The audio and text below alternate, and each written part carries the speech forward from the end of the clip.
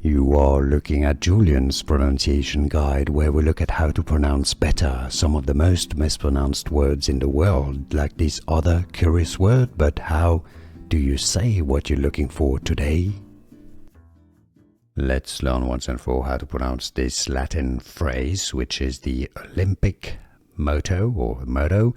If you want to learn more interesting Latin expressions, stay tuned. I've got many more videos for you.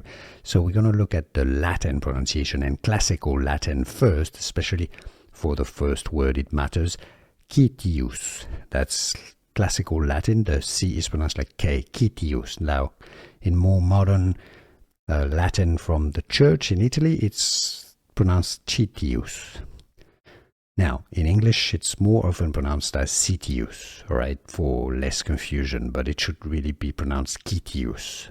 Citius Altius Fortius or Fortius.